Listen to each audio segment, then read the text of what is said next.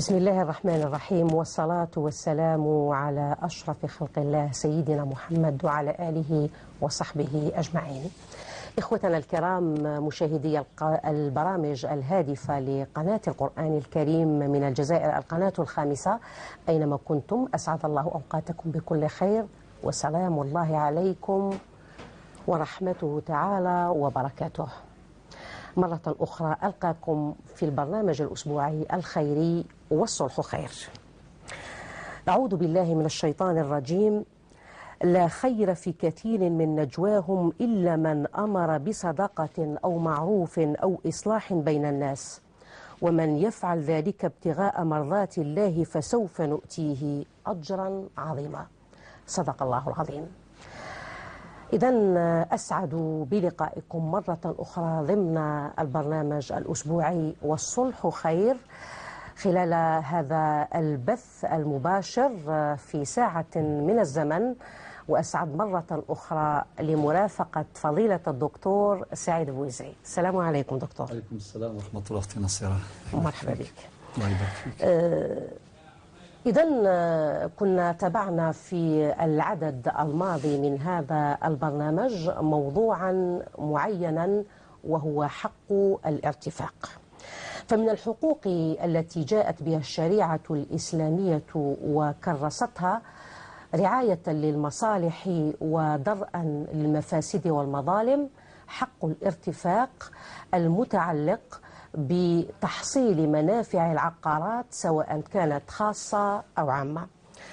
إذن من خلال هذه المقدمة القصيرة، يعني أن موضوعنا اليوم سيكون تتمة للموضوع الذي تناولناه في العدد السابق، يعني الأسبوع الماضي، وهو حق الارتفاق الذي وصلتنا بشأنه العديد من القضايا.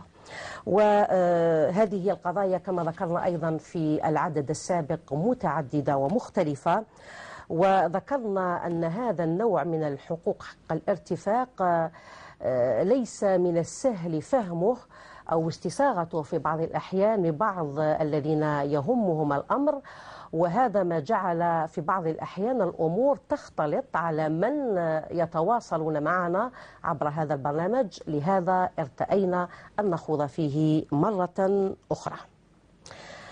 إذن كما ذكرت دكتور، هناك اختلاط في الأمور على بعض المتواصلين معنا عبر البرنامج فيما يخص حق الارتفاق. لهذا أود من فضيلة الدكتور أن يعود بنا إلى نشأة حق الارتفاق حتى نفهم أكثر، وإن كنتم قد تناولتم التفسير الفقهي والقانوني لهذا الحق. نعم. بارك الله فيك أختي نصير، جزاك الله خير. بسم الله والحمد لله والصلاة والسلام على رسول الله. معاشر المشاهدين الكرام، السلام عليكم ورحمة الله وبركاته. صحيح أختي نصيرة، الموضوع يحتاج إلى مزيد بيان. أبينه من خلال بعض الأفكار البسيطة التي تيسر وتقرب الأفكار إلى الأفهام. أولا، حق الإنسان في الملكية، هذا حق مقرر معتبر شرعا وقانونا. يعني الشريعة الإسلامية أباحت للإنسان أن يتملك من المنقولات والعقارات ما يشاء، بشرط أن تكون هذه الملكيات من منابع مباحة، من مصادر حلال، كالعمل، الجهد العضلي أو الفكري، وكالهبات والوصايا والمواريث وغيرها. طيب، ثم أن الشريعة الإسلامية بعدما أباحت حق الإنسان في التملك قررت جملة من الأحكام التي تحمي العدوان على هذه الملكية. يعني كما نقولوا كل واحد عنده ملكية فهي محترمة، عندها حرمة لا يجوز لأي شخص أن يعتدي عليها. هذا من الناحية الشرعية. من ناحية القانونية أيضا، فالقانون أيضا بدءا من الدستور الذي يقر حق الإنسان في الملكية الفردية، والدستور هو أبو القوانين. ثم تأتي القوانين الموضوعية الأخرى الصادرة من السلطة التشريعية، فتقرر جملة من الأحكام لحماية هذه الملكيات بعد ثبوت ملكيتها وحيازاتها لأصحابها.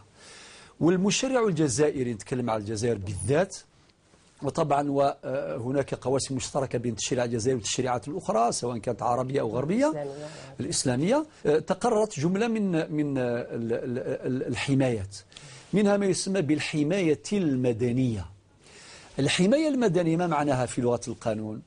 معناه عنده شخص حق باش يدافع على الملكية نتاعو مدنيا عن طريق دعاوى. من هذه الدعاوى دعوة تسمى دعوة الاستحقاق، دعوة أخرى تسمى دعوة منع التعرض مثلا، وكاين حماية أخرى تسمى حماية إدارية. حماية إدارية هذه أيضا مقررة في القانون الجزائري. وكاين حماية أخرى تسمى حماية جزائية، في حالة ما إذا كان الإنسان يعتدى على يعني أحد الناس يعتدى على ملكية مملوكة لشخص آخر، فقد تعدى على ملك الغير، وتأتي الحماية الجزائية لتوقف هذا العدوان. إذا الإنسان عنده حق التملك، وما دام عنده حق التملك شرعا وقانونا له الحق أن يمارس على ملكيته العقارية والأعيان المختلفة ما يسمى بالسلطات الثلاث أو السلطات الثلاث: سلطة الاستعمال والاستغلال والتصرف، بيعا وشراء ورهنا وهبة ووسيط، هو حر. طيب الآن ولكن الأرض هذه ما يملكهاش واحد وحده. هذه الأرض رانا ضيوف ربي سبحانه عز وجل في الكرة الأرضية، كل واحد واش عنده من الأراضي، والأراضي كما يقول أحد الحكماء تغير أصحابها. هي الأرض موجودة ولكن هذه الأرض اللي احنا فيها الآن في يوم من الأيام مملوكة لشخص ما، ربما قبل 2 قرون مملوكة لشخص معين، بعد قرن مملوكة لشخص معين، والآن احنا راهي مملوكة للتلفزيون الجزائري، أليس كذلك أختي نصيرة؟ لا ندري بعد سنوات من يملكها.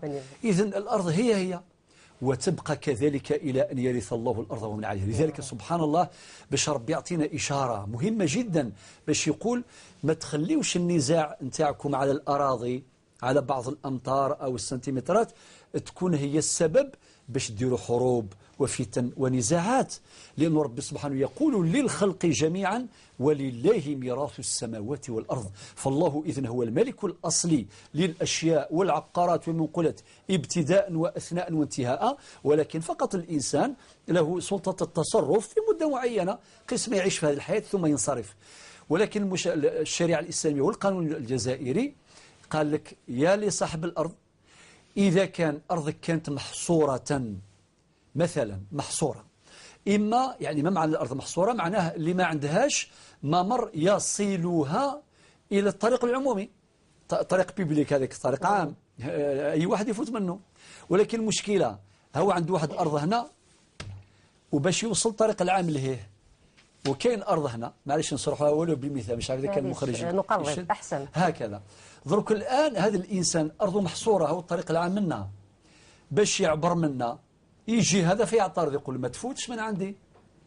إذا كانت دولة بغات دير مشروع نتاع كهرباء مثلا، كهرباء، يجي اللي ساكن يقول لك لا الكهرباء ما تفوتش على أرضي، وواحد آخر يقول الماء ما يفوتش على أرضي، والغاز ما يفوتش على أرضي، وبعدين يعترض الناس. وكم من شكاوى واعتراضات نتاع الناس على مستوى المصالح المختصة، اعتراض لوبوزيسيون ما كانش ما تفوتوش، وهذا خلل. بارك الله فيك على طرح السؤال أختي نصير، الله يحفظك. أنه باش الإنسان يقول أنا عندي أرض صح عندها حرمة، ولكن احنا خلقنا ربي باش نتعايشوا، باش نتناغموا ونتعاون. إذا كان أرض محصورة، وطبعا أرض محصورة في التعريف الفقهي القانوني متى تكون أرضا محصورة؟ إذا كانت هذه الأرض ما عندهاش طريق يمر يعني يصلها بالطريق العام أصلا، أو في الحالة الثانية إذا كان الطريق غير كافي، ذا فريد يعني مثلا دفيفا نزايلا غاشوت في الدوني زي طوموبيلات في كاميون وهكذا تراكتور وهكذا، أرض غير كافية.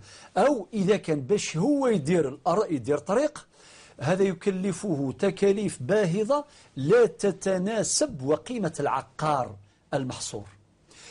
وهذا العقار اللي نفوتوا منه ولا اللي يكون محصور قد تكون أرض زراعية، وقد تكون أرض بناء يعني مبنية، وقد تكون أرض تجارية صالحة للتجارة، وقد تكون أرض فضاء كما يسميها القانونيون، أرض فضاء يعني هكذا حواشي حوش في ذي غير نقار نض الخلاء وهكذا.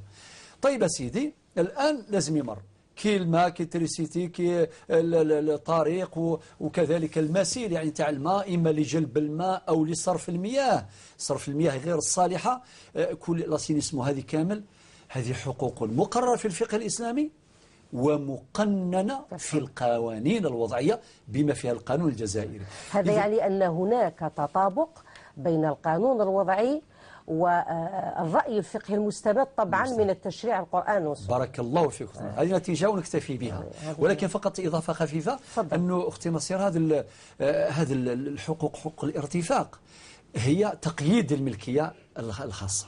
الملكية هي تقييد، نوع من تقييد القيود المقررة على الملكيات الفردية. ربما هذا ما يحمل الكثير من العلماء والفقهاء، ما يحملهم للحديث على ذلك الغموض الذي يكتنف حق الارتفاق. صحيح، بارك الله. لذلك سبحان الله حتى في الجانب التقنيني فيه مواد كثيرة في القانون المدني الجزائري باش تبسط هذه المسائل، لأنه مواضيع فيها إشكال، فضلا عن التعليمات اللي موجودة على مستوى المصالح المختصة، حتى على الخبراء العقاريون. يعني كي تكون قضية كيما هذه، إذا وصلت المحكمة القاضي يعين خبير عقاري، اكسبير فونسي. الاكسبير تكنيك ما هو اللي يهضر، خاطر كون تخليها للناس، واحد يحتاج مثلا 4 مترات لا يقول ندي 7 مترات بزاف، واحيانا اختي نصير يكون تعسفات يعني. لذلك مليح الناس يعرفوا واش قال الشرع، يعرفوا واش قال القانون، ونخضعوا للشريعة والقانون ونعيشوا كامل متعايشين متسالمين. وهذا الفهم في حد ذاته يزيل الكثير من الإشكالات والنزاعات. من الموضوع هذا ربما ما يجعل الكثير من المتنازعين فيما يخص هذه القضايا يفرقون حتى بين حق الارتفاق وحق الانتفاع. صحيح. في بعض الأحيان يقول لك حق الارتفاق مرتبط بحق الانتفاع، يعني هل إذا انتهى الانتفاع يسقط حق الارتفاق؟ لا يسقط حق الارتفاق، لا يسقط، لأنه حق الانتفاع هو أولا المنافع تتقلص وتتسع حسب الحال.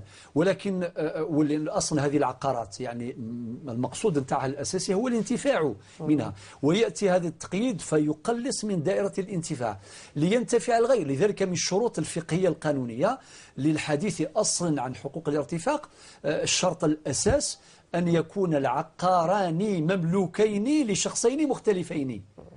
يعني هذا الشرط في حد ذاته يجيب عن كل هذه الإشكالات. ربما نضيف بعض الإضافات من خلال يعني اتصالات وكذلك من خلال الاتصالات ستظهر ربما حتى بعض الإشكالات وبحث الاستفسارات سنتطرق إليها طبعا.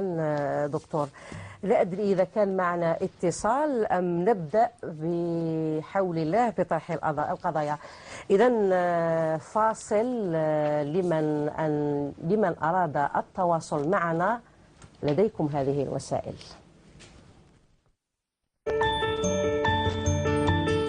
لكل من يريد التواصل مع برنامج والصلح خير نضع تحت تصرفكم العناوين والأرقام التالية: عبر البريد الإلكتروني صلح@ontv.dz، أو عبر موقع الدكتور السعيد بويزري www.buizri.net.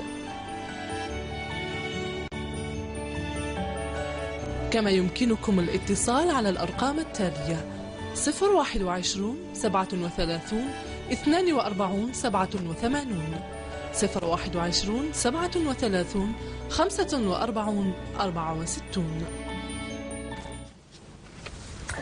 نتواصل إذن معكم، وكما تابعتم في بداية هذا العدد من والصلح خير عبر قناة القرآن الكريم من الجزائر، نطرح مرة أخرى موضوع حق الارتفاق وما يتعلق بشأن النزاعات المرتبطة به. معنا عبر الهاتف الخبير العقاري بالقايد، السيد بالقايد من تيزي وزو. طبعا كان فضيلة الدكتور سعيد بويزري استرسل في الحديث عن الجانب الفقهي والقانوني حق الارتفاق، ولم يتبقى لنا إلا أن نستفسر فيما يخص الجانب التقني المتعلق بهذا الموضوع. لهذا معنا عبر الهاتف سيد بالقايد، أهلا بك. أهلا بك أختي. مرحبا بك أخي. الله يخليك. تابعت معنا الحصة ربما حتى العدد السابق اللي تعرضنا ليه لحق الارتفاق وكل ما يتعلق به من القضايا، وكما تابعت رفقة فضيلة الدكتور سعيد بوزري هناك الكثير من الاستفسارات والاستفهامات حول هذا الحق وحول بعض النزاعات الموجودة سواء بين الجيران أو بين أصحاب الأرض الواحدة فيما يخص الانتفاع من الطريق العمومي كما ذكر الدكتور سعيد بوزري منذ قليل. من الجانب التقني ما الذي يمكن أن تضيفه لتفسر الموضوع أكثر؟ نعم الأخت، يعني هذا المشكل هذا راه موجود بكثرة، وهو يعني حق الارتفاع حتى واحد ما يقدر يقول ما تفوتش. مثلوها كان واحد عنده قطعة أرض وما عندوش طريق منين يفوت يا لو كان داخل الساحة تاع السيد تاع الجار تاعو باش يلحق الطريق اللي نقولوا حنا الشمال بيبليك. وهنا الانسان ما يقدرش يقول لك ما تفوتش ولا هكذا، ولا القانون ما يسمحلوش. واحد يكون انكلافي ما يقدرش تقول له ما تفوتش ولا تقول له حاجه واحده اخرى. وثاني كما قال فضيله الشيخ دكتور سعيد بوزري، كاين ميم اللي يوقفوا ضد مشروعات كما يقولون لي بروجي بور يوتيليتي بوبليك، سواء يفوتوا الماء ولا يفوتوا الطريق ولا يجيبوا الكهرباء ولا يديروا مشروع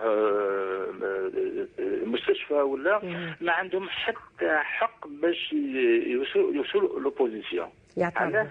لان باش قبل ما يصرى هذا المشروع هذا كاين ديجا كما قلنا ان اريتي ديكسبروبرياسيون بور يوتيليتي بوبليك. دونك هنا السيكولاريتي هذا جميع الانسان اللي عنده حق، عنده تراب واللي توشي بار ليكسبروبرياسيون اللي اندمنيزي، دونك دا حقه. ما يقدرش يدير اوبوزيسيون ولا يقول الجار تاعو ما تفوتش ولا هذيك. والانسان اذا كان الى ايتي اكسبروبريي دونك ما عندوش حق يدير معارضه. الحق الوحيد اللي يبقى يقدر يديرو هو لا فالور فينال اللي عطاو له، يقدر يقول لهم باللي هذه الشبهه هذه نعاودوا نشوفوها ونهضروا عليها. هذا ما عنده يعني حق المواطن الجزائري في هذه الحاله هذه. ونعاود نكرر الطريق الاخر للدروات دو سيرفيتود ولا ما عنده حتى حق باش يحبس الجار تاعو ما يفوتش من الطريق العمومي. ممكن تفضل. ربما الدكتور عنده سؤال. فقط حبيت نطرح سؤال اختي نصيرة.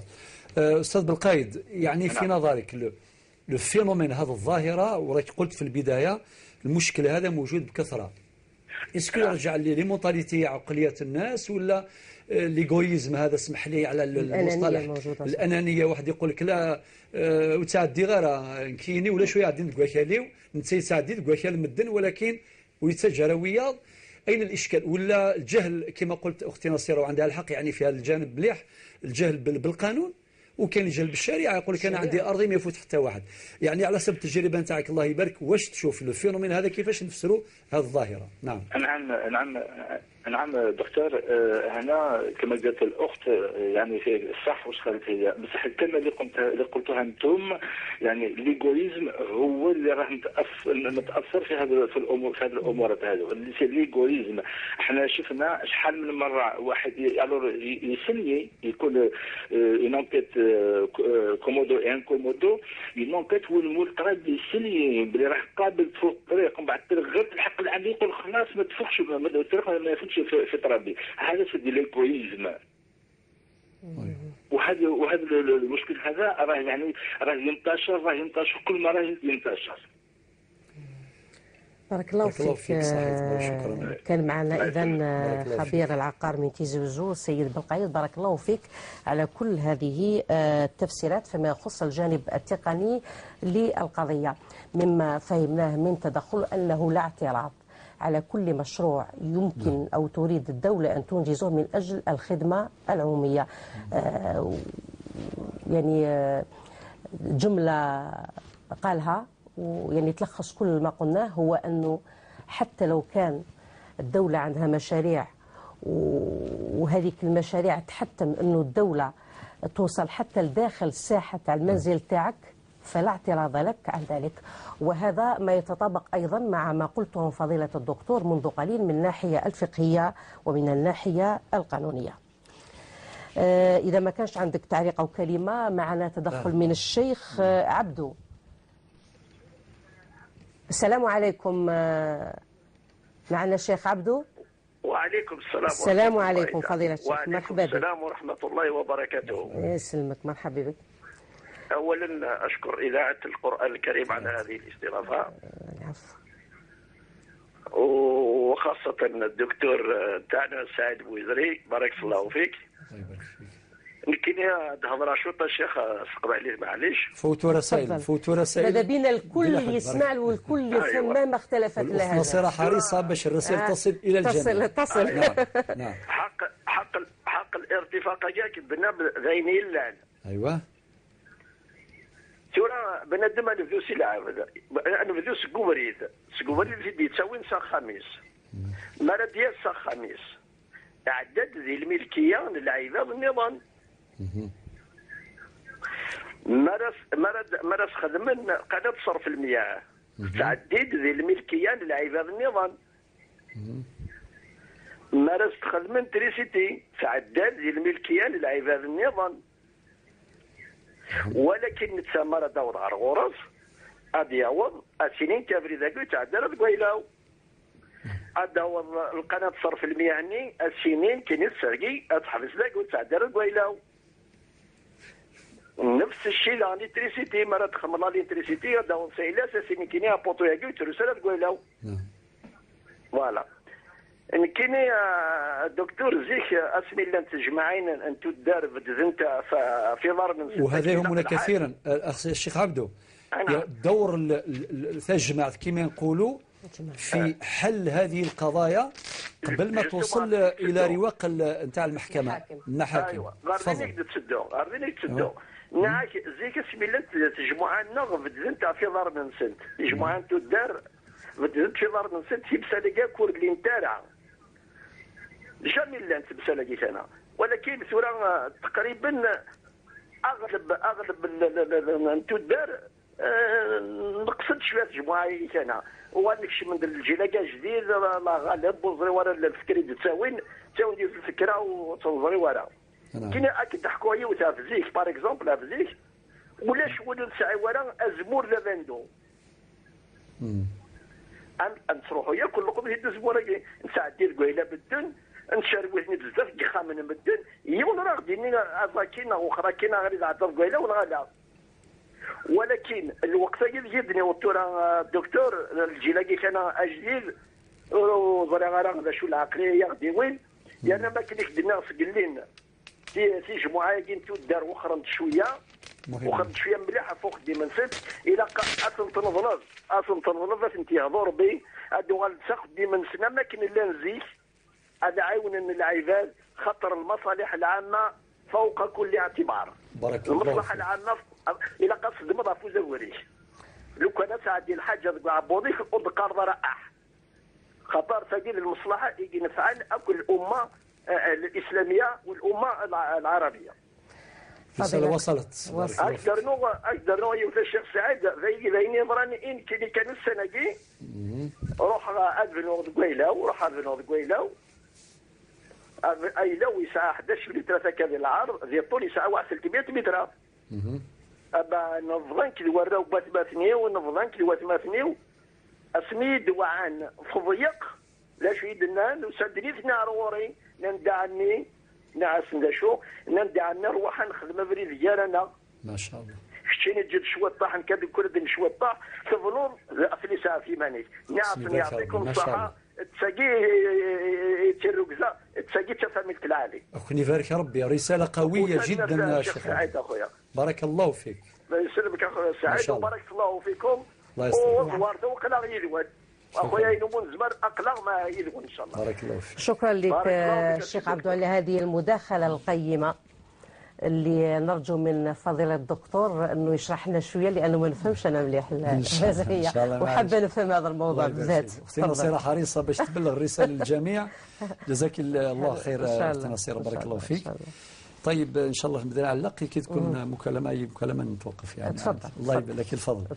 نبدأ بالتعليق على تدخل الأستاذ بالقايد، خبير عقاري طبعا له خبرة كبيرة والحمد لله. سبحان الله، يعني أولا الجانب التقني والجانب القانوني تحدث عليه، معناه أكد على أنه كل إنسان له الحق في هذه الحقوق، حقوق الارتفاق، فهي من حيث شرع ربي سبحانه حقوق، وكي نقول الحقوق لا يجوز العدوان عليها، هذا هو النتيجة مباشرة. والناحية القانونية أيضا هذا أمر مؤكد. والشيء اللي يهم كثير أنه كي نعرفوا بلي هذه القاعدة القانونية، احنا نعرفوا التعريف البسيط للقاعدة القانونية هي قاعدة عامة ومجردة. الله رجل دروا جنرال يابسترات، عامة ومجردة، بمعنى تخاطب الناس بصفاتهم لا بذواتهم. إذن كما نقول الشرع فوق الجميع والقانون فوق الجميع. لذلك سيب القايد عطيه الصحة وذكر نقطة في غاية الأهمية.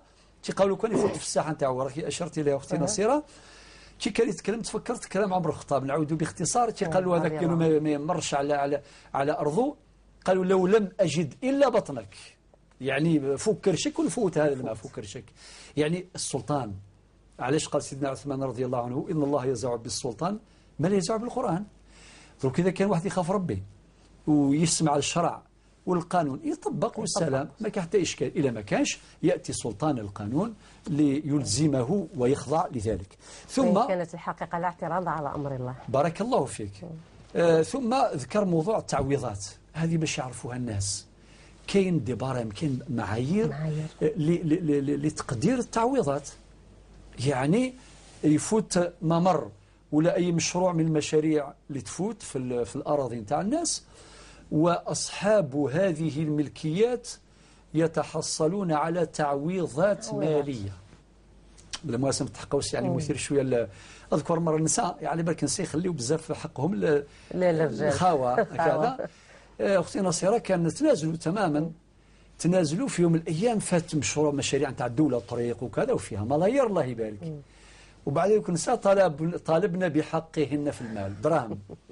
واذكر كي رحنا في اجتماع هكذا، انطق واحد خوهم الكبير قال يا اخي انتم تنازلتوا ما طلبتوش بالارض. واش قالوا؟ قالوا النهار اللي كان تراب تنازلنا خاوه الله يعينكم. مي كي تحول تراب الى اموال دراهم دروك نديو. هذه عندنا مشاريع حبينا نبني وحبينا نشريو سيارات حبينا، وسرتو عندهم اولادهم. هو طبعا كل وحده اولادها يحفزوها راح يجيب لنا شويه ملاير. لذلك نقول كما قال سي خبير سي بالقايد جزاه الله خير، التعويضات مقرره في القانون، ولكن اللي حب يعترض اذا كان التعويض غير مناسب يقول باللي انا الحق هذا ما عطيتوليش حقي. نعم، هنا كان إجراءات قانونية يعترض على مقدار أو قيمة التعويض، ثم يتحصل على القيمة الحقيقية المناسبة. هذا ما كان. وبعدين نختمها بالدياغنوستيك كما نقول الأنانية. فعلا واحد لازم يحب الغير. النبي صلى الله عليه وسلم يقول لا يؤمن أحدكم حتى يحب لأخيه ما يحب لنفسه. وربي قال في القرآن ويؤثرون على أنفسهم ولو كان بهم خصاصة. النهار اللي واحد يقول غيري ما يقولش أنا نفسي إن شاء الله تزول كثير من المشاكل. نشكرك سي بالقايد على هذا التدخل وبارك الله فيك. والله دكتور، الأنانية أصبحت مرض يسبب الكثير من الآفات المجتمع والضرر والمتاعب حتى داخل الأسرة الواحدة. نعم. نأخذ أول اتصال من الأخت جميلة من البويرة. أختي جميلة، السلام عليكم ورحمة الله تعالى وبركاته. السلام ورحمة الله. مرحبا بك أختي. الله يسلمك. عندك قضية حبيتي تطرحيها وإلا فقط هي مشاركة منك؟ لا عندي قضية حبيت نسقسي الشيخ سعيد. تفضلي مع فضيلة الدكتور، تفضلي معه. مساء الخير دكتور الشيخ سعيد. مساء الخير يا سلامة، مرحبا. الله يسلمك. الكلمة جميلة في البويرة. مرحبا. الله يسلمك. تاع القضية نكتبوا تناتميو. في نساء تموت من بلدتنا من ميكموت؟ نعم. من ميكموت بابا؟ بابا يموت في الغرس 7 سنين. كمل. جات تموت في سيدنا علي كيما تقشيت في الولاش. من بعد ورا مي قاعده نت لوطوروت تاعي فاندي كانت اللي بريمان سمد الله الحق لنا السيد يكتب الحقيق تبقى نص يلضاو من سكره. ومن بعد كاع كان عمي يهضر يسن إلا يسن بلي تقشيشاكين تاهي أنا مشيت للسيد ثلاثة نورمالمون لكن عرفنا تيجي يلس الفلاني يلس الحد نتاعو أسايل هاد مع الحقيقة سينو اللي كيجلس ماشي يلس مثلا. ولا تنفون ديالي من أكيد بنتني دزنا بطريقة نديسن عود بكرارس ولا كيني كانوا غلقنا شغلقنا ضيع داول وغنخمي تاع داوش سما يزال سما يزال تاع داوش كارنا تموت دابا ويصال كواغ كنت ديجا عمي يا 50 سنه 4 العمومي دابا دابا 5. الو نعم وصلي راه نسمع. الكواغ اللي جا جدي الكواغ من بعد اسمع خمن وثمتني وليسي في الكواغ خمن الحيازه ويدخلنا راه ويديرنا راه نتيني دي الكواغ دي ويديرنا ميم با ويتشاورنا راه ويديرنا راه بعد سميت سميتها الخضر باللي نخدم الكواغ ديال البلد ديال جورنا اسمي صار غوفن ام قران يدينا ام قران انك ديريكت تصيل ضرب تدخل كي تموت دينو تموت لذا سميو السيارة أنشطوح ساعيهم سنيديني وتداوي إلا كانت كافي الحق وميد دماغ أصبر وخدو غنسنا غارو وخدنا راو باسكو كي سميت فيها خدم الكوار نعرفك نشرع سميت كيما الحق ونشرع. الو سلا تفضلي. تفضلت. إلا نشطوحان إلا كانت كافي الحقيو في الحقيو. يا غسالة يا غسالة واضحة الأخت جميلة سيجيبك تسمع الجواب إن شاء الله. واضح جدا تسمع الجواب إن شاء الله. هتصلي الريث إن شاء الله هتصلي. انتظري الجواب خلال هذا العدد. بعد قليل أختي وبارك الله فيك على التدخل. يفهم السؤال لكن وفهم السؤال وسيجيبك الدكتور بإذن الله. واضح. تفضلي. شكرا أختي. نأخذ اتصال آخر من الأخت نادية من وهران. أختي نادية مرحبا بك. السلام عليكم ورحمة الله. أخت نادية. نعم السلام عليكم. راكي معنا؟ نعم. لو كان ترفعي صوتك شوية حتى نفهموا واش حابة تسألي وأي قضية. نعم السلام عليكم. وعليكم السلام مرحبا بك أختي. حابة تطرحي قضية؟ نعم قضية هبة. هبة. وإن كان يعني الموضوع مش موضوعنا اليوم لكن لا بأس يحاول الدكتور أنه يجاوبك خلال هذا تفضلي وباختصار من فضلك. الشيخ السلام عليكم. عليكم السلام ورحمة الله. الشيخ كيحفظ ربنا كان يبلغ سقساري سميس القلبروينك دري لا سكرتير. كلام بالرغم وبترارا طيب قضية الهبة يون الجار نغدايني مسكين إلا يهلك مرض الموت. يهلك مليح ومن بعد ما يقرب بادي مات يكتب ياك اللي يسعى الكل يسعى كان يوث نتقشيش. ومن بعد ما يموت يقرد جديس نتقشيش تاينيا الناس ولادنا كي تسايلغ فمية. أني سعيا العقارة تيسعى تمز أختي كل يكتب ياك يليس. فماذا الشيخ؟ نعم. يثورة جدي سايني حيت ستيس قرص كني تساير في ميتنا. يبغى نسكشم الشرع كم كوزا ما كميتنا غاينين ولا رجل إليه يهلك مرض الموت ويعني مراد وش يخدم.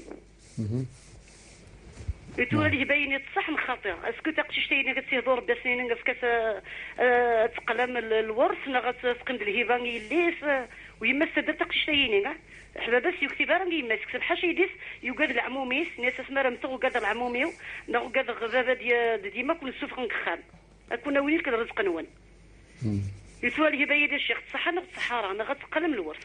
واضح. صحيت الشيخ. شكرا لك الأخت نادية من وهران. فقط أطلب من الذين يتواصلون معنا عبر هذا البرنامج والصلح خير عبر قناة القرآن الكريم من الجزائر أرجو منهم أن يطرحوا قضايا متعلقة بالموضوع الذي نتناوله اليوم وهو موضوع حق الارتفاق. شكرا لتفهم كل مشاهدينا المتابعين للبرنامج. تفضل فضيلة الدكتور. نعود للشيخ عبدو. أيضا تدخل ما شاء الله، كل واحد يتدخل يضيف شيئا جديدا ما شاء الله. نشكرك الشيخ عبدو. بعد ما تحدث عن مشروعية حقوق الارتفاق، وهذا أمر مهم، ثم قال أنه حقيقة واحد باش يصل إلى داره يمر عبر أراضي الناس، إذن لابد أن يستحضر ذلك، وهو ييسر للناس المرور واستخدام هذه الحقوق، حقوق الارتفاق بجميع أشكالها وأصنافها. ثم قال كلمة حلوة: المصلحة العامة فوق كل اعتبار. بارك الله فيك، راك لخصت كل شيء، المصلحة العامة، لأنه حتى في الشرع من القواعد الفقهية المقررة تدفع المضرة المفسد، درء المفاسد مقدم على جلب المنافع. هذه من القواعد الذهبية المقررة في الفقه الإسلامي، درء المفاسد مقدم على جلب المصالح أو على جلب المنافع. ثم قاعدة أخرى: يتحمل الضرر الخاص دفعا للضرر العام. ثم أن المصلحة بالذات، المصلحة راهي معيار من المعايير الشرعية. لماذا تقرر حيث وجدت المصلحة فثم شرع الله؟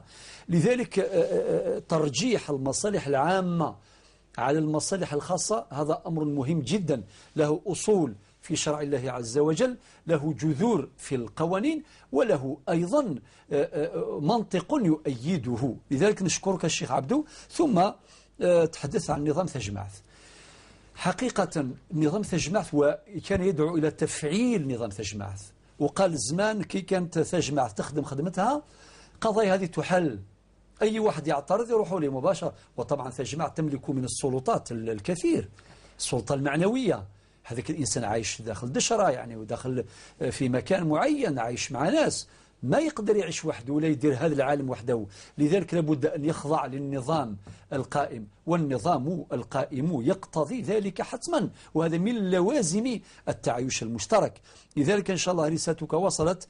تجمع 9 وزالت سوى القيمة شوف غادر غاد سافتني قارنا وها ربي أنو غال الشرعيث النغ ونغال الجديث النغ قطر تجديث النغ ذو الحرمة ذو القدر ذو الحقوق كل يونا ذي طفام كذي شي الحقيس وذي قنطيطيس وقارن زيشي مزورة قارن الظرف يوحذيق الظرف يوحذيق.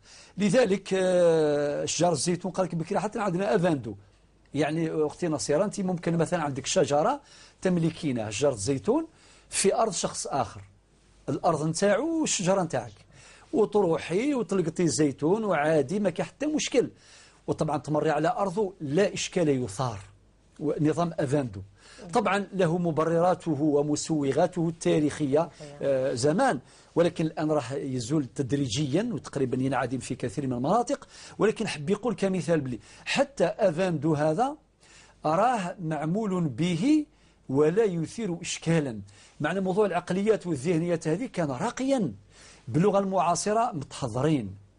السيفيزم كي نقولوا السيفيزم حضارة ماشي زعما دائما نشير نتاع الزمان ما متخلفين، لا بالعكس بارك الله فيك. في الكثير من الأحيان كانوا أكثر تحضرا منا. عليك نور بارك الله فيك. لذلك هذيك القيم وهذيك المبادئ وهذيك الأخلاقيات يعني موجودة جدا على أجدادنا. ثم أعطى مثال واقعي جزاك الله خير ماذا الشيني الشيخ عبدو أما ذروا نجماش الله الخير أربح، يعني باش كاينين نعتبركم مرجع جزاكم الله خير. لأن كروح عن مثلنا غنعوذ نخدموا كذا نسوسع أكري سوسع في الله هذه سوسع ربي في اللسن، وإن شاء الله وجاكم تبع عند الوقتاكي يقتدون بكم، خاطر نحتاج دائما إلى النموذج لا تيوري النظرين الناس يعرفوها، ولكن نحتاج إلى التطبيق. بارك الله فيك. إلى النماذج التطبيقية. ولاد أخوه الله يبارك هما اللي قالوا له أرواح نعودون فتحوا طريق ونوسعوه كذا بكل روح رياضي وبكل حب وبكل وفاء. أحييك الشيخ عبدو وأحيي أولاد خوك هذون على حسهم الإيماني الشرعي وكذلك على حسهم الحضاري. هذا هو السيفيزم. بارك الله فيكم. نعم. وفي الأخير يعني الكل مرتبط بالإيمان.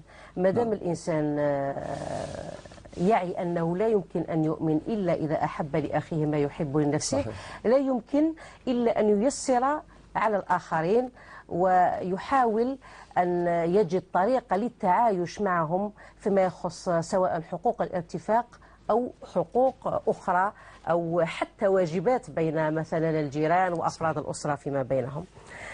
بارك الله فيك فضيلة الدكتور. إذا ما كانت عندك إضافة ربما نمر إلى طرح بعض القضايا التي وصلت ثم نعود إلى جميلة ونادية نخليهم بعد إن شاء الله. وفي سياق الحديث سيكون الغد طبعا. الله يبارك الله يبارك.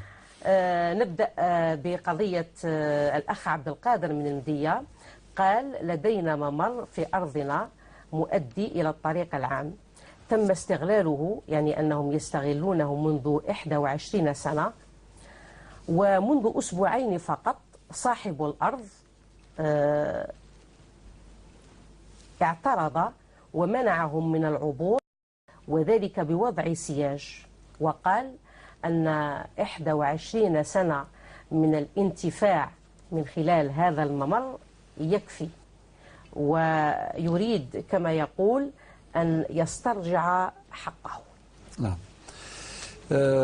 أخي عبد القادر من المدية أقول لك بكل وضوح، يعني ما دام منذ 21 سنة وأنتم تستغلوا في هذا الحق الارتفاق في هذا الممر، الآن نقول لك بلغة القانون، معليش يعني مختصرة وعندها أصل في الشرع، حيازة الممر لمدة 15 سنة فقط هذا يعد سند ملكية، يعني يثبت حق الارتفاق، يثبت. معناتها إذا كان تملكوه 15 سنة فما فوق، هذا يكفي يجي الشهود يشاهدوا يقول بلي فلان عبد القادر وخوته وكذا يمروا من هذا الطريق لمدة 15 سنة. هذا في حد ذاته حسب القانون، ونقول لك المادة تحب ترجع لها، القانون المدني 698، المادة 698 من القانون المدني تقول تنص على هذا أن الحيازة الممر لمدة 15 سنة هذا حق الارتفاق هذا يعد سند ملكية فقط. إذن ما عنده حتى حق، يعني هذا الجار اللي قال لك 21 سنة يكفي، قولوا نعم 21 سنة ما يكفيش نكملوا هكذا إلى النهاية والسلام. وطبعا نقول هذا الكلام كأنني أنصحه، نقول يا فلان غير أربح الخير وهذا جارك وتصالحوا، وانت أيضا يا أخي عبد القادر ما تاخذش ما ترفدش هذه المادة وتعطيه كما دار مرة واحد كتب له ورقة قال له سمعنا الشيخ بوزيري قال المادة كذا وكذا ويتيري. مانيش نقول لكم في المواد ولا في الآيات القرآنية باش تتيروا على الناس، لا إذا ما روح له بالخير يكون بيدكم نفس الخير الله يبارك، قولوا له يا فلان ما دام أنا عندي حق والله يحفظك خلينا نعيشوا هكذا والسلام عليكم وعليكم السلام. إذا كان وين حرجتك ولا ضيقت عليك قول لي، أما إذا كان مك حتى أذى لابد أن يكون هذا التعاون وتطبق هذه المادة. نعم. بالتي أحسن. نعم. تقدر تجاوب دكتور على ثم نمر إلى قضية أخرى. أحسن هكذا نعطوا كل واحد حقه ونكونوا عادلين. أنا رهن الإشارة. نكونوا عادلين. جميلة من البويرة. طيب تقريبا تشبه القضية طرحنا قبيلة كي كان تراب سكتت كي ولا دراهم أموال تحدثت. يعني لماذا؟ لأنه بابها الله يرحمه مات عنده 7 سنوات وكي داروا الطريق السيار طريق هذا تاع الجزائر الله يبارك الكبير، ونشغل يتسقم مليح إن شاء الله باش نمشيو مليح فيه. طبعا فيه تعويضات الآن بالنسبة خوتها في زوج رفض منحها تعويضات. هذا ظلم بمعنى ما عندهمش حق يرفضوا لك حقك. لماذا؟ أنت وارثة كما هما ورثة. ربما كي كان تراب باباك مات عنده 7 سنوات ماشي بزاف، ما طلبتيش حقك أخذا في حسبان ربما الأعراف وشبه القبيل، ولكن الآن مادام يعني فيه تعويضات مالية نقدية عندك الحق تأخذيها وبكل سهولة. وأنا فهمت إذا كان سجلوا وثقوا هذا الأرض وما ذكروش الاسم تاعك وهذا في الكاداستر يعني في مصلحة مسح الأراضي. احنا ذكرنا في جلسة من جلساتنا في هذا البرنامج أنه ممكن مراجعة هذه الأمور، خاطر أحيانا مصالح نتاع مسح الأراضي يجيو يقولوا نتاع الأرض يقولوا نتاع فلان وفلان يعني تم التصريح باسمين فقط ولم يصرح بالاسم نتاعك، فبالتالي هذا في حد ذاته ظلم يمكن أن يراجع إما إداريا، وإذا تعذر ذلك لفوات الزمن وهذا هو الحاصل فإنه يمكن مراجعة ذلك قضائيا. وانت الله يبارك رسلتي عنك وهم ما حبوش إن شاء الله هذا الخلاف غير مبرر، هذا حقك طالبتي به ولا يجوز لهما الاعتداء على حقك. هذا من غاوت ما جميلة شمين يعطيك مصلحة من الاستقصاد إن شاء الله ثاثة وثقينا الخلافين الجراون إن شاء الله هذه يفروا قرنش ولا شو قولوا لسايتي فراث نثنية ثمثنيم والساينار الحق باش أكم حرمن سي الحقيم هذا سمي الله ذاك السسمض وظليف ظرامة كنخدمنا كي تعرفيث، ولكن ثورة مادام يغار ذي ذري من ذي الحقيم أتستثرض أقروا يرفذ غير سيدي ربي سياد الحق غير القانون سياد الحق غير الغشي سياد الحق ذيس إن شاء الله هذه نتابع عند ذينا ثورة. أما ذا بكم دفكين الحقيم ستلويث بلا ما خدمن ذي مزكاران الشونطاج هذا منك خطير ثايمات تضبطوا يارا أي ثمثنثي ستماثين افضوا ثيني فطون مدن ورفضوا ثلاثة ثايمات قسموا الشيء اللي تقسم وما تقسموش الأخوة خاطر صلة الأرحام أمرنا بوصلها، والنبي صلى الله عليه وسلم يقول لا يدخل الجنة قاطع أي قاطع رحم. ذا يزمر غادي ينير وإن شاء الله ربي يهديهم ويهدينا الخير إن شاء الله. إن شاء الله. حتى في مثل هذه القضايا فضيلة الدكتور لا أدري إن كنت على حق، هو في حالة توثيق عندما تكون هناك نزاعات سواء هبة لأرض حتى وإن كان في حق اتفاق وغير ذلك، أو إذا تعلق الأمر مثلا بتنازل من طرف مثلا الأخوات كما حدث في القضية التي طرحتموها منذ قليل، هناك أيضا نوع من التقصير لدى الموثقين، ربما هذا ما يطرح بعض هذه الإشكالات. نعم. معليش إذا كان ممكن نتكلموا عليه وإلا نتكلموا عليه في حصة واحدة أخرى كما تحب دكتور. معلش هذا كإشارة فقط. تفضل أنك تفوتي رسالة مهمة جدا وأؤكد عليها المصالح الرسمية. المصالح الرسمية المفروض، لأنه الناس يعني ذهنيات وربما قلة الفهم وقلة العلم بكثير من ما على بالهمش، كان يقول لك ما على باليش يدخل أي ما يعرف. فبالتالي المصالح الرسمية التي تستقبل المواطنين لابد أن تقوم بواجب البيان والتحري والتحقيق. يعني يسألوا يقول بلي هذا الأرض صحيح ما كان حتى واحد، بالك عندكم خاوتكم، بالك عندكم يماكم، بالك كذا، ربما في هذا السؤال هو اللي ظهر الحق. أما مجرد التصريح ويسجل ووثق وكذا وكذا هذا ما ينفعش. هذه رسالة أؤكد عليها. لأنه هذه الثقة العمياء في بعض الأحيان أي تضر وتحدث الكثير من الخلافات والنزاعات. نأخذ اتصال آخر من الأخت ليديا من عين بفلة.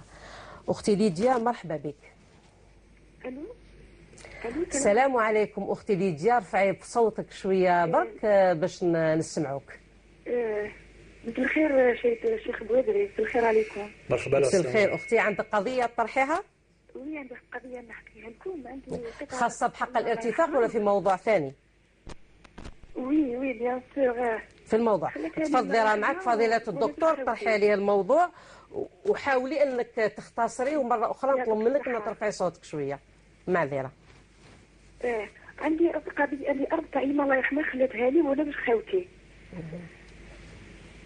نجي عندي واحد الجاري ديالي انا دايره كرياج السلك بيناتنا باش ما يجوش ليا، وعنده الطاقاج تاعو من الجهه الفوقانيه مع لي فوازين جواري واحد اخرين.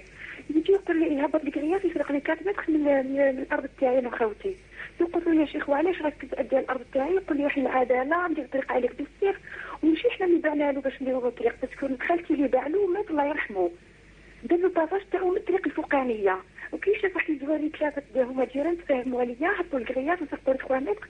راني معاهم في العداله، يقول لي نفوت جوز عليك وعينيا محلولين وعينك محلولين، تروحي العداله انا ما نخافش العداله. قال لي الشيخ كيما هذا راح قال لي ودار لي دي تواليت حاشاك بالزنك، وقال لي هذه رزقي، ودار لي حاجه كامله في بالي ويقول هذه رزقي. ويعاود قلت له بلي حبيت ندير السور مع السور باش نغلق على ارضي. يقول لي انا بوزنزل ما ديريش السور بيناتنا. شوف الشيخ كيفاش رانا في الوقت هذا قانون ومحكمه وكلش، والان مالك مازال ما بينش ما يقولوليش ما حقي.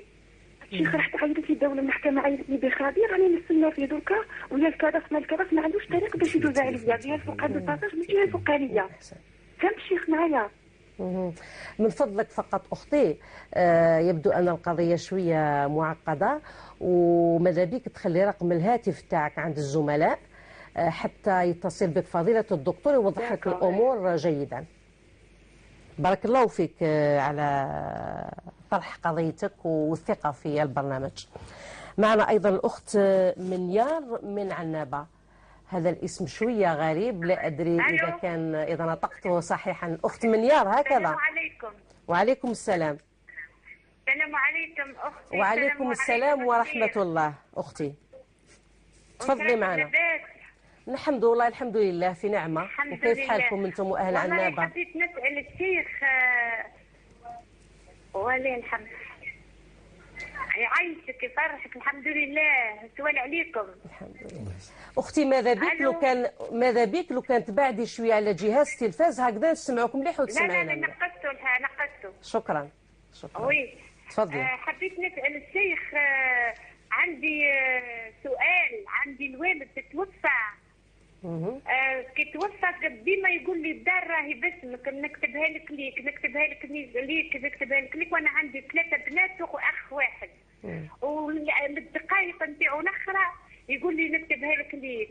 كتب ربي ما كتبش ربي توفى دايم ربي. قعدت الوصيه هذيك الكلمه تاعو قعدت وديما نحلم بيها. انا نحلم بيه كل اللي قاعد يسمي لي يعمل لي في سيناتور. يقولوا له خواتاتي يقولوا له سني بركه بابا سني بركه بابا، وهو قاعد يشوف لي وحكم ستيلو باش يسني لي. راك معايا الشيخ؟ نعم. سمعك. هذا هو كملتي طرح القضيه ولا مازال؟ نحلم به كيما هكا ديما نحلم به ديما نحلم بهم بالوالد بهم هم في زوج. وانا المهم ان الوالد تاعك هدرها لك بالكلام ولم يوثق هذه الوصيه. في الكلام برك يقول لي نكتبها لك قد ربي قد امانته وما كمليش يعني بها. بصح في المنام ديما نمديه هكا هذا ستيلو ويسني لي هكا. خواتاتي يقولوا لي سني بركه بابا. وصلت اختي وصلت.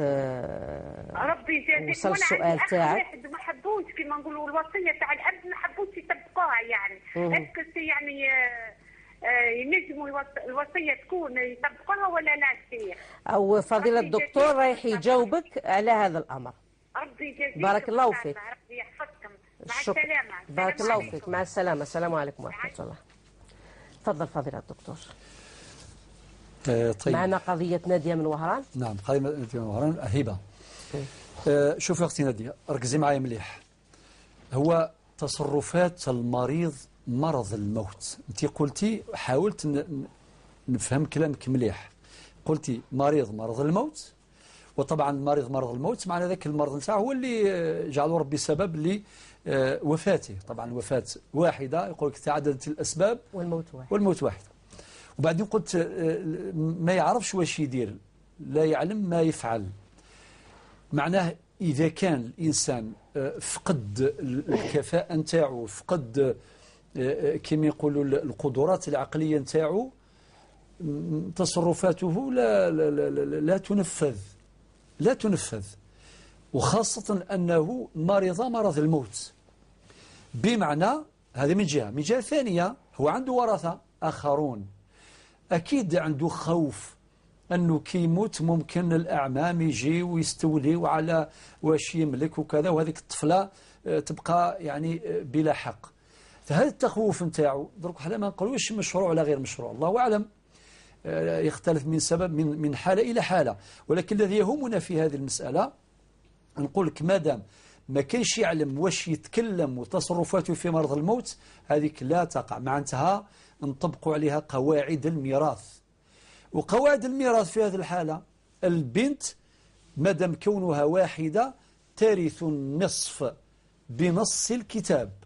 ربي قال وإن كانت واحدة فلها النصف.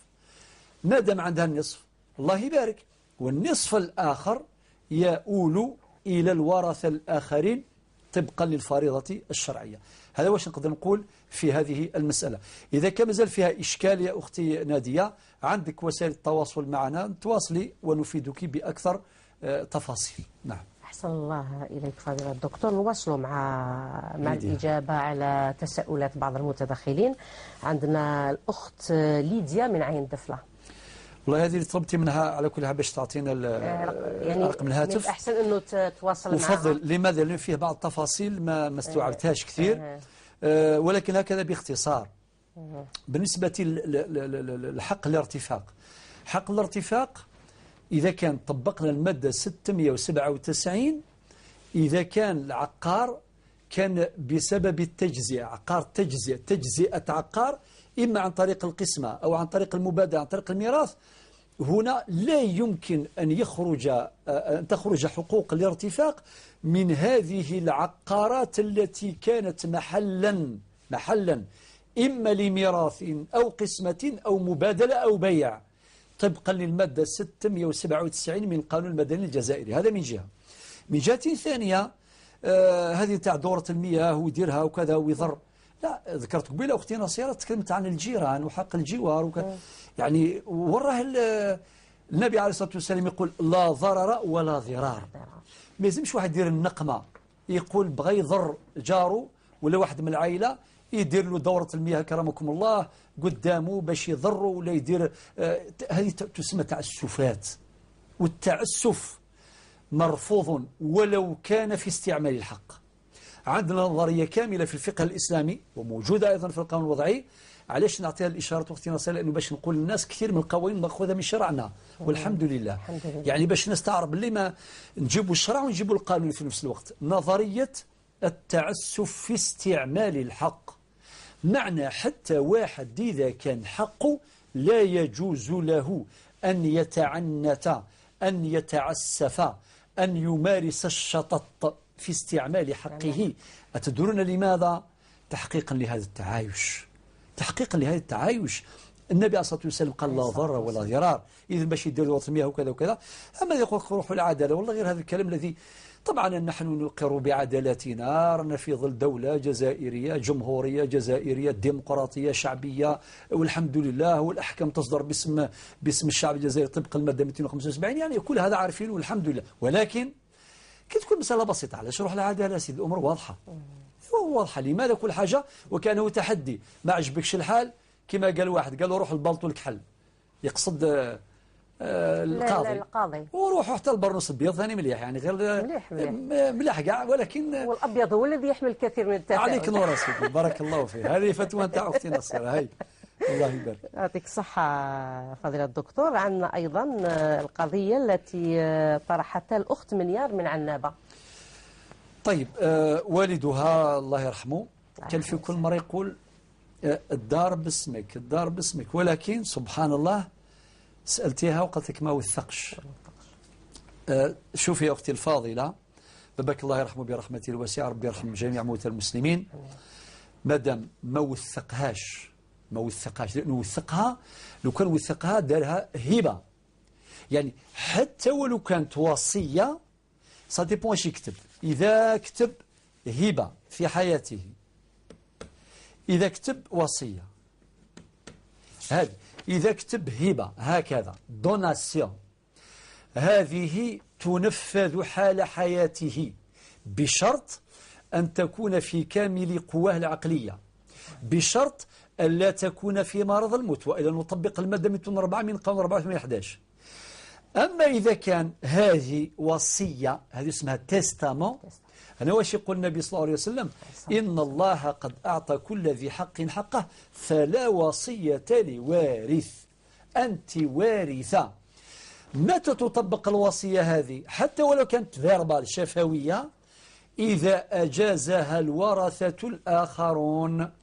يعني خاوتك إذا كان بغاو يطبقوا الوصية نتاع باباك، قال مثلا يهضروا يقول بابانا سمعناه يقول دار ليك وكذا ليك انت يا اختي الفاضله، يعني شغل ادبيا بغاو يطيعوا باباهم ادبيا، يطبقوا الوصيه ما كاينش مشكل، يعني اجازوها، يعني قبلوها. اذا قبلوها الله يبارك، اذا كان رفضوها يا اختي الله يحفظك خلاص عندهم الحق. واش يصرى؟ تقسم كميراث، تقسم كميراث كما قال ربي يوصيكم الله في أولادكم يعني أنت مع خوتك جميعا للذكر مثل حظ الأنثيين، وهكذا أنتم ترتاحوا وبابكم يرتاح ويرتاح الجميع.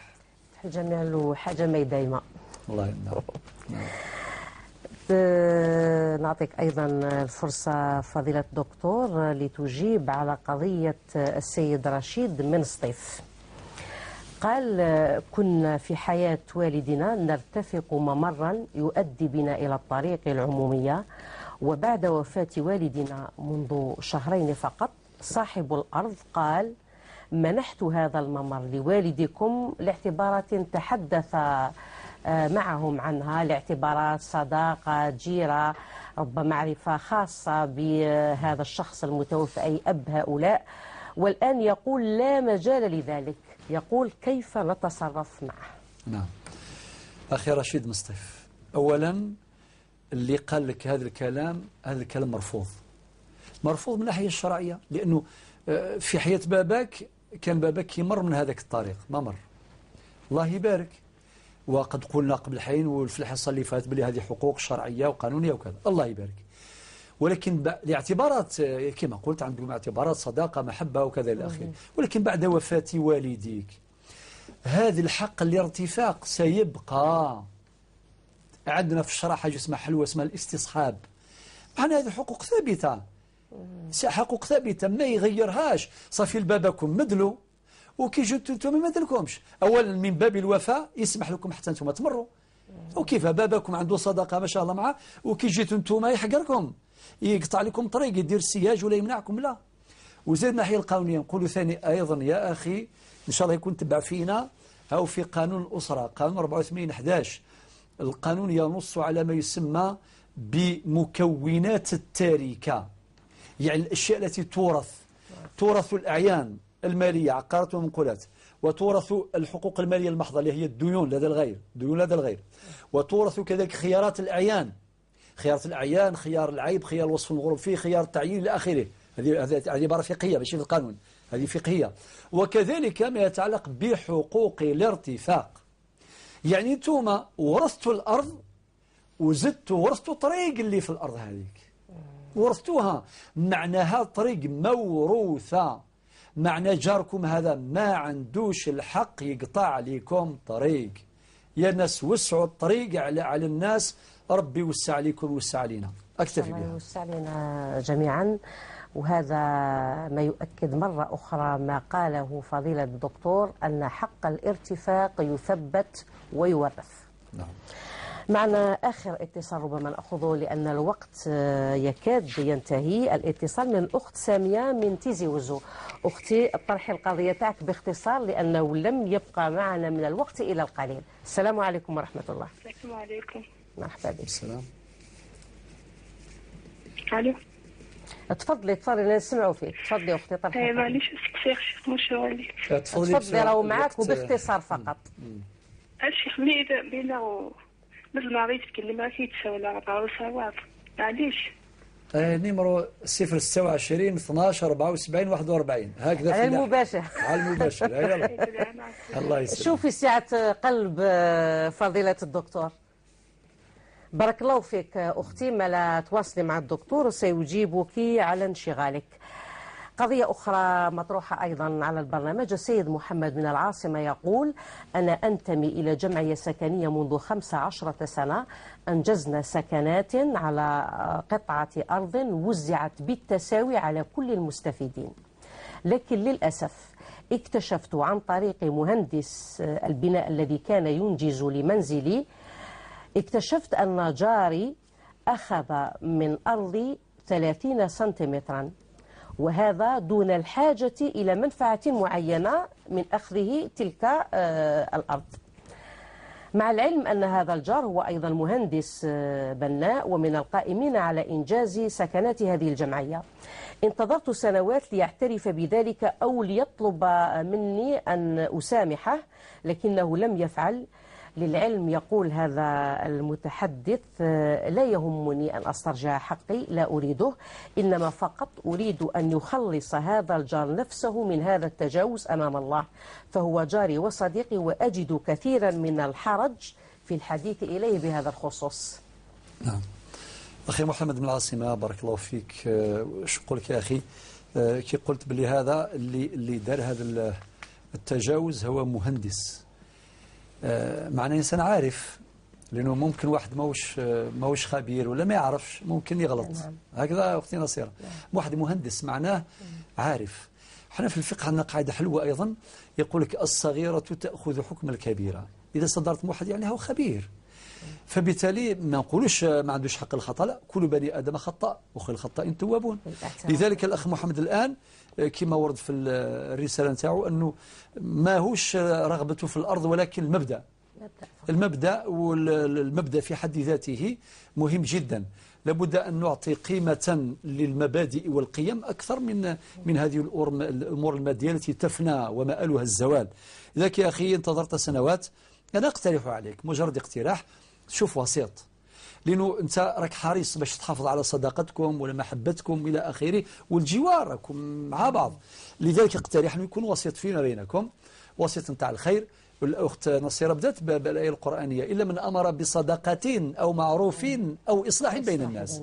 مع انتهى خليه يطبق هذه الآية، هذاك الوسيط يروح ينبهه، يقول: يا فلان، المؤمن مرآة أخيه، كما قال النبي صلى الله عليه وسلم، راك تجاوزت كذا وكذا، أو هذا جارك، روح ليه وطلب منه الاعتذار وطلب منه السماح، والمسامح كريم، وتعود المياه لمجاريها، وتعيش إن شاء الله حياة فيها تعايش وفيها تناغم وانسجام. نعم. خاصة أن هذا الجار يبدو أن لديه الكثير من التفاهم، فهو يعني يريد حتى أنه يسمح في حقه. المهم أنه هذا الجار تاعو اللي ما موش مختلف معاه، يعني يتعايش معاه، لكن يخاف منه أن الله سبحانه وتعالى يحاسبه. بارك الله فيك. هذا مبرر آخر.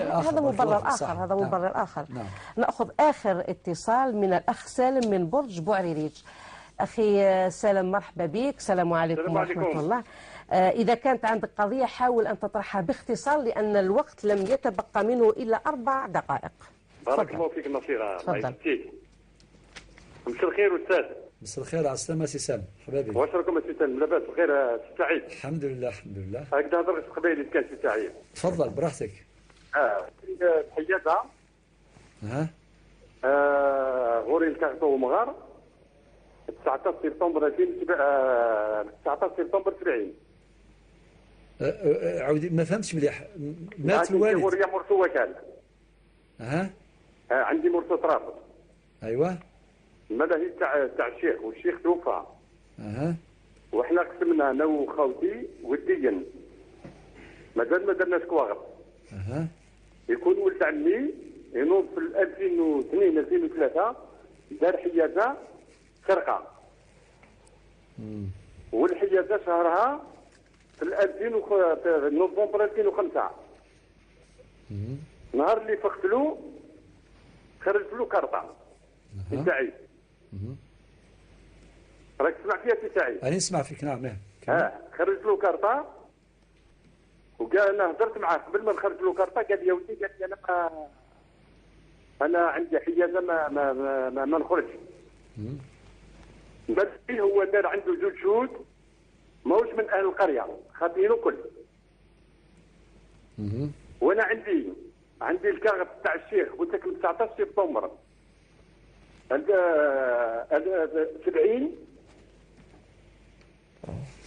وعندي غرشتات زيتون، عندي شهاده مغروسه بزيتون، راك توكل.